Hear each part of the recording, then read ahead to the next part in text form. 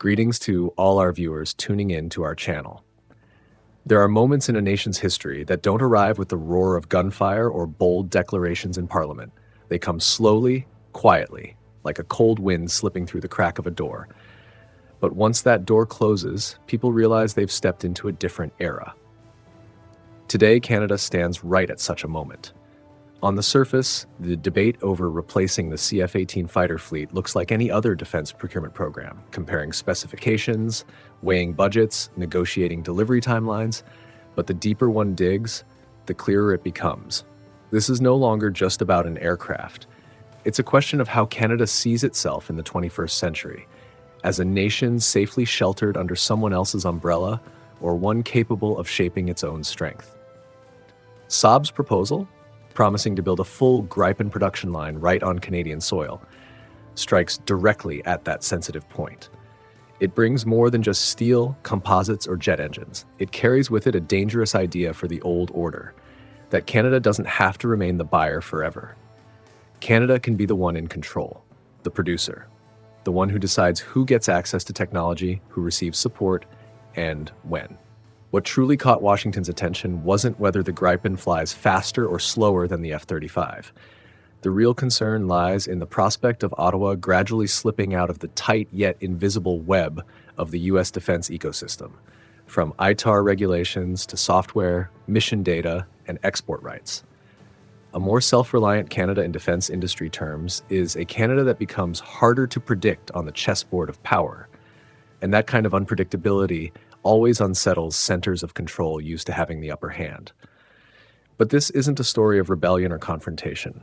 Canada isn't seeking to walk away from the West, nor is it denying the historical value of its relationship with the United States. What's happening is a process of strategic maturation, a moment when a country is ready to ask not who should we buy from, but who do we want to become? And from this very moment, the debate can no longer remain at the technical level. Because behind every aircraft choice lies a power structure, a web of interests, and a future stretching decades ahead. What may seem like a purely military decision is, in truth, Canada's first move in a much larger game, where defense procurement is just the visible tip, and geopolitics is the real board being set beneath it. Throughout most of its modern history, Canada has approached defense with a very distinct mindset: cautious, reliant on allies, and averse to disruptive strategic shifts. Weapons procurement, therefore, has rarely been viewed as a tool of power. It has been seen as a necessary procedure to maintain security within an already established order, one in which Canada's role is stable, predictable, and unlikely to surprise. The CF-18 and later the decision to join the F-35 program both reflected that logic. The U.S. designs the system, Canada participates, reaps the benefits within permitted bounds, and in return receives strategic assurance. But the world has changed faster than that old mindset can keep up. In recent years, especially after major trade and tech shocks, Ottawa has begun to realize that defense can no longer be separated from economics, and economics can no longer be detached from politics. Supply chains once considered neutral have become tools of pressure. Technologies once freely shared are now locked behind walls of legal restrictions and national interests. In this context, the buy-to-use model reveals its limitations. Canada may possess modern aircraft, but the control lies elsewhere. The arrival of Saab, therefore, feels like a challenge to that familiar way of thinking. Not because the Gripen is absolutely superior in technology, but because its proposal disrupts the old order. A complete production line on Canadian soil means that Ottawa doesn't just acquire equipment, it acquires capability. The capability to design, to upgrade, to modify, and most importantly, the capability to decide. In this game, the aircraft is just a piece on the board. What's really being wagered is sovereignty. Washington understands this all too well. No public statements are needed. One only has to look at how U.S. defense programs are structured to see why Canada's precedent makes them uneasy. The F-35 is a symbol of a closed ecosystem, where military integration comes with industrial dependence. When a major link like Canada considers stepping outside that framework, the once stable balance of power within NATO begins to show small but dangerous cracks. Because if Canada can do it, other countries may start asking the same questions. From this point on, the CF-18 replacement program is no longer just an administrative decision. It becomes a test of strategic resolve. Ottawa is now forced to weigh the safety of the familiar against the risks of a long-term leap. Maintaining the old model means remaining within the predictable zone of major powers. Changing the model, even without confronting anyone, means Canada begins rewriting its own role on the map of global power. And once the question shifts into geopolitical territory, its consequences can no longer be measured only by the number of jets or combat capabilities. It spills into very real, everyday domains.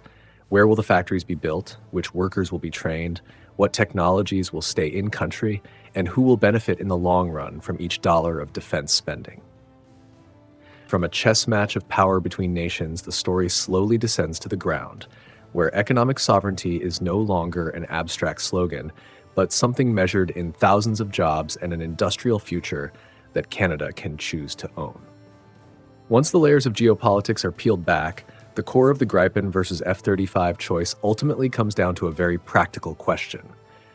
How much of Canada's money will stay in Canada, and for how long? Because with every major defense program, true power isn't just found on the runway, but in the factories, in the hands of skilled workers, and in a country's ability to turn military spending into long-term development. For years, Canada has grown accustomed to a model of indirect industrial benefits. Participating in the F-35 program brought contracts to domestic companies, but these were scattered pieces of a larger machine controlled by the United States. Contracts came and went, tied to the global production cycles, and never formed a sustainable industrial base that Canada truly owned. Canadians got jobs, but Canada didn't get control of the value chain. Saab's proposal turns that logic on its head. A Gripen production line in Canada isn't just a symbolic assembly plant. It's a complete industrial ecosystem, one where every stage, from materials and avionics to radar, electronic warfare, and life cycle maintenance, is carried out domestically. That means the flow of defense money doesn't simply exit the country, but circulates within Canada's economy, nurturing skills, technologies, and a capacity for autonomy. The figure of 10,000 jobs, then, isn't just a political slogan meant to sweeten a report. It represents thousands of engineers, skilled tradespeople, software developers, and maintenance technicians, all rigorously trained, all working for decades. In a world where high-quality jobs are increasingly rare, this is the kind of capability that, once lost, is extremely difficult to rebuild. Canada once had the ability to design and build its own aircraft, but that capacity has faded over time. Gripen presents a rare chance to reverse that decline. More importantly, economic sovereignty is not just about labor. It's about the power to choose. With control over production, Canada is no longer entirely dependent on external decisions when it comes to upgrades, life extension, or technological adaptation. That capability remains in-country, embedded in domestic companies like Bombardier, CAE, MDA, and a ready-made network of high-tech suppliers. The question is not about feasibility. It's whether Canada is willing to trust itself. In an era of global economic instability, a domestic defense industry also serves as a strategic buffer. It helps Canada mitigate the risks of supply chain shocks, unpredictable policy shifts from major partners, and the use of defense as a bargaining chip. Each fighter jet built on Canadian soil is not just a military asset. It's a statement of economic self-determination. And this is where the story begins to extend beyond Canada's borders, because when a stable, mid-sized democracy like Canada proves that defense spending can lead to real industrial sovereignty, that message will resonate throughout NATO and the West. And it's from this point that Washington's concern becomes easier to understand. Not because Canada is creating more jobs for its own citizens, but because a Canada that is industrially self-reliant becomes harder to sway, harder to bind, and harder to steer toward interests that aren't fully aligned. When economic sovereignty becomes reality, it transforms instantly into power. And that is when the United States starts to truly pay attention. Washington's concern doesn't appear in press releases, nor is it voiced outright in bilateral meetings. It exists quietly, embedded deep within how the U.S. perceives its own power. Because for the United States, defense has never been solely about protecting allies. It is also a finely tuned system of leverage, where technology, regulations, and supply chains are interwoven to maintain a central role. When Canada begins to consider stepping outside that familiar orbit, unease is almost inevitable. The F-35 is the clearest symbol of that ecosystem. It is not merely a fighter jet, but a vast network of control that stretches from flight software and mission data to upgrade and export rights. Every country in the program gains access to advanced combat capabilities, but in exchange for long-term dependence on Washington. In this order, the U.S. doesn't need to apply overt pressure. Decision-making power is already built into the system's very architecture. A Gripen production line fully controlled by Canada, however, tells a completely different story. Free from ITAR restrictions, with source code and data held in Ottawa's hands, Canada wouldn't just be acquiring a combat platform, it would be claiming strategic autonomy. That opens doors to possibilities that once barely existed.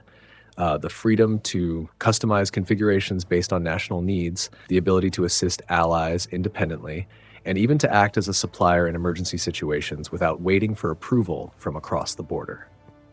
This is precisely where it touches America's deepest fear, the loss of leverage. A Canada capable of manufacturing and exporting fighter jets would no longer be the compliant buyer within the North American defense ecosystem. Ottawa would gain more options, more bargaining space, and more capacity to pursue its own priorities. In the logic of power, a close ally becoming harder to control always triggers caution, even when no confrontation is in sight. That concern also extends far beyond Canada's borders. If Ottawa can prove that a mid-sized country can remain inside NATO while maintaining defense industrial sovereignty, that precedent will resonate. European nations, particularly those under pressure to rearm, may look to Canada and ask similar questions. At that point, the US-centered system could face calls for decentralization that Washington has never been fully ready to embrace. But history rarely stands still, and it was the war in Ukraine that brought these underlying tensions into full view.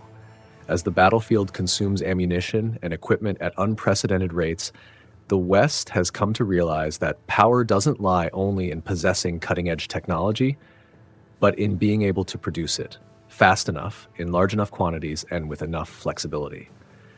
From America's fear of losing leverage, the conversation has now shifted to a more urgent need within NATO: how to pivot industrially, spread out risk, and ensure that production capacity isn't throttled by the very control mechanisms once built to preserve dominance. The war in Ukraine has laid bare a truth that years of relative peace allowed the West to avoid. Technological superiority does not automatically translate into enduring strength if it isn't backed by a deep and flexible industrial base. Stockpiles once considered safe were quickly depleted. Production lines optimized for peacetime proved sluggish in the face of the brutal pace of modern warfare. For the first time in decades, NATO is being forced to confront an uncomfortable question: who will manufacture, where, and for how long? Within this landscape, Gripen stands as a reminder that power doesn't have to be tied to extreme complexity. Designed for a small nation facing large threats, the Gripen emphasizes sustained operations, quick maintenance, and dispersed deployment. These very traits make it uniquely suited to Ukraine's needs, where runways are under threat, infrastructure is damaged, and rapid response can mean life or death. But Europe, already stretched thin trying to meet soaring defense orders, cannot shoulder the role of war factory on its own.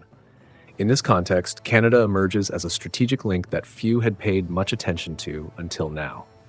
Geographically safe, politically stable, and firmly within NATO, Canada is perfectly positioned to become a manufacturing and logistics hub safely removed from direct conflict. A Gripen production line here wouldn't just serve domestic defense needs, it would open the door to supplying allies under urgent pressure, without adding further strain to already overloaded export control frameworks. More important still is the strategic value of industrial decentralization. NATO has long operated on a centralized model, where a few nations handle the lion's share of production. The war in Ukraine has exposed just how vulnerable that model is to prolonged shocks. Adding Canada to the map of defense industry players doesn't just boost output, it strengthens the alliance's overall resilience. This is a quiet but essential shift, driven not by ambition, but by battlefield necessity. However, from Ottawa's perspective, the story of Ukraine and NATO is only part of the equation. Every production capability, every industrial decision must ultimately serve Canada's most fundamental interest, the defense of its own territory. And nowhere does that challenge become more demanding than in the Arctic. In that cold, remote, and unforgiving land, abstract concepts like geopolitics and industry give way to far more concrete questions. What kind of aircraft can take off reliably, operate consistently, and maintain a constant presence in conditions where even the smallest error comes at a steep price? If there is one place that forces every technical debate to leave the boardroom and face the harshest reality, it's the Arctic. In this unforgiving land, war doesn't play out beneath clear skies and pristine runways. It unfolds in skin-piercing cold, in months-long darkness, on short, rugged airstrips, sometimes nothing more than a packed strip of frozen earth, snow, and cutting wind. And it's here that the difference between the F-35 and the Gripen is no longer a matter of spec sheets, but of a very simple question. Which aircraft is truly ready to take off when Canada needs it most? The F-35 is the symbol of high-tech military power, stealth, fused sensors, centralized network warfare, all impressive on paper and in high-intensity combat scenarios. But the Arctic has little patience for complexity. Every hour of flight for the F-35 requires an intricate logistics chain, expansive maintenance infrastructure, a large technical crew, and support systems kept in flawless condition. In remote regions where every spare part must be flown in across thousands of kilometers, such sophistication quickly turns into burden. Gripen, on the other hand, was born from a different philosophy. For decades, Sweden prepared for the possibility of dispersed defense against a superior adversary. Aircraft had to take off from short runways, from repurposed highways, be serviced by small mobile teams, and quickly turn around in harsh conditions. When that philosophy is placed in the context of Canada's Arctic, the similarities are too striking to ignore. This is a realm where resilience matters more than dazzling technology, where sustained presence trumps peak performance. For the Royal Canadian Air Force, Arctic missions are not about deep strikes or territorial conquest. They're about surveillance, deterrence, rapid response, and asserting sovereignty over a vast expanse where simply being there is a challenge in itself. In such scenarios, the key question is not which jet performs better in a hypothetical dogfight, but which jet can fly more often, more reliably, and at a manageable cost. Gripen offers a higher operational tempo. Short prep times, light infrastructure requirements, and reliable performance in poor weather all combine to form a very practical edge. The F-35, while unmatched in networked warfare, demands far greater resource concentration, making each hour of presence in the Arctic sky significantly more expensive. And in a region where absence in the air can translate directly into absence of sovereignty, that cost isn't just measured in dollars, it's measured in strategic risk. This comparison isn't meant to diminish the F-35, but to underscore one truth. There is no best aircraft in every context. There is only the aircraft best suited to the mission. The Arctic forces Canada to confront the reality that security is not built solely on cutting-edge tech, but on the ability to endure, to operate consistently, reliably, and flexibly in the harshest environment the nation must defend. And from that frigid reality, another question quietly emerges, no less decisive for being unspoken. If protecting the Arctic demands constant presence, more flight hours, more sorties, and more pilots, then how much will Canada have to pay for each year of that security? When the difference between the F-35 and the Gripen lies not in immediate power, but in long-term sustainability, the unavoidable question shifts to the most sensitive arena of all, life cycle costs and the limits of the national budget. As the debates over technology and geopolitics gradually quiet down, the hardest reality returns to the meeting rooms in Ottawa. How money will be spent over the next 3, 4, even 5 decades. In defense, the initial procurement cost is just the tip of the iceberg. The far heavier, often silent part lies in operation, maintenance, upgrades, and sustaining combat readiness year after year, budget after budget. Canada's defense experts know well a rule rarely spoken plainly in public. Around 70% of the cost of a fighter fleet doesn't come at the moment of contract signing. It accrues over the aircraft's lifetime. Every flight hour, every overhaul, every software update adds up to enormous figures. And in a country with vast territory, harsh climate, and defense responsibilities stretching from the Atlantic to the Arctic, that budget pressure is never theoretical. The F-35 represents the pinnacle of technology, but it also symbolizes complexity and expense. A sophisticated logistics system, a tightly controlled maintenance chain, and high operational costs turn every flight hour into a financial decision. In a reality where defense budgets cannot expand indefinitely, Canada faces a paradox: owning state-of-the-art jets, but flying less, training less, and accepting more limited presence in its own skies. Gripen tells a different story. Designed for countries without abundant budgets, but with large territories to protect, Gripen prioritizes affordability and sustainability. Lower operating costs translate into more flight hours, more pilots trained, and an air force able to maintain a high tempo of operations over time. For Canada, this isn't just about saving money. It's a matter of strategic efficiency.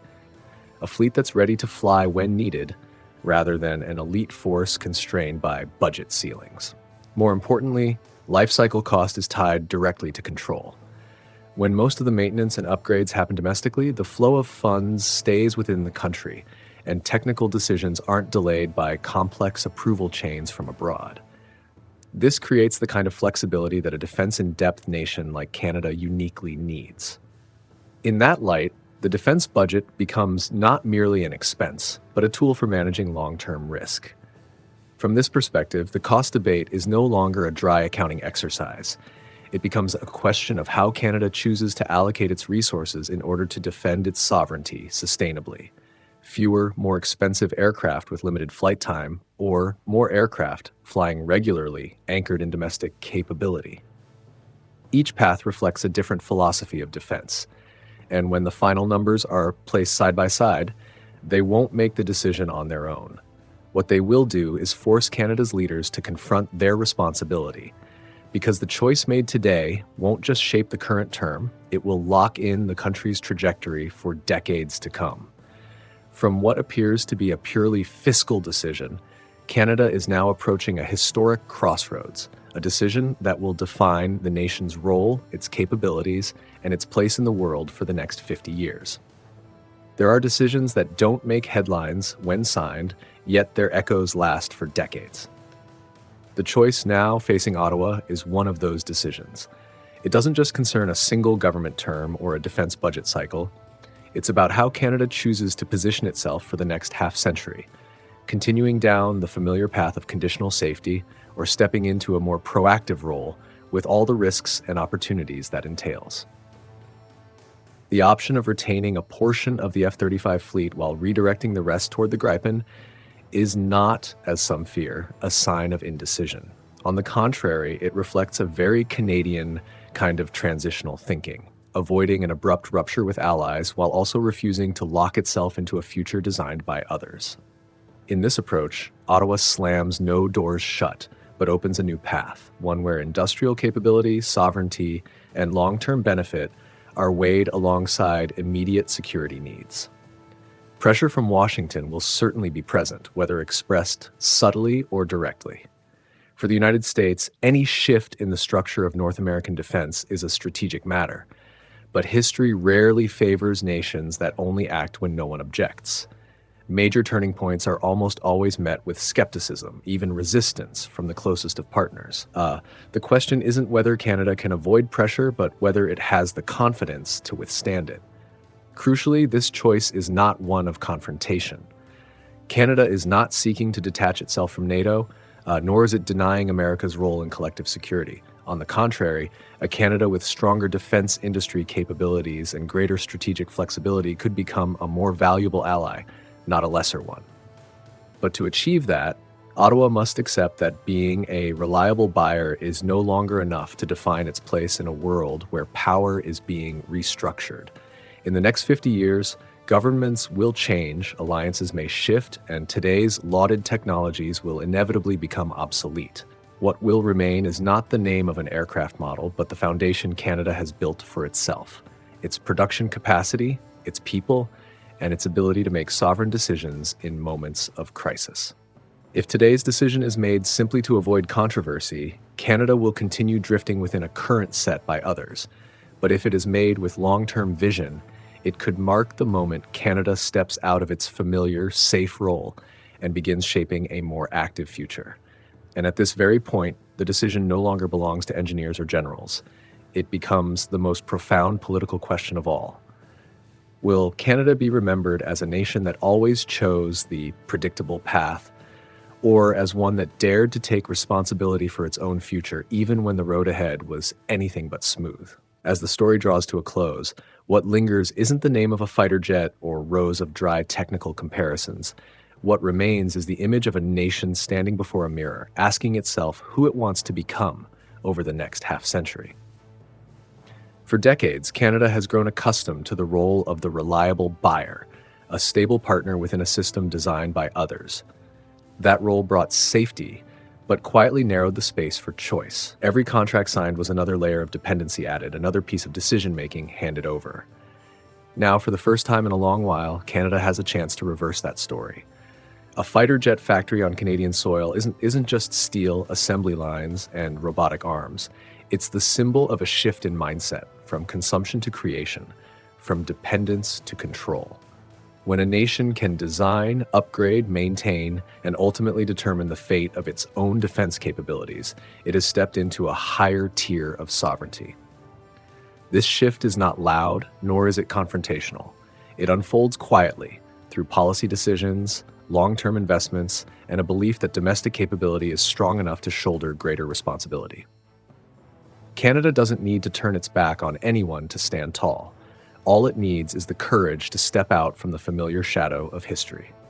From buyer, Canada can become builder.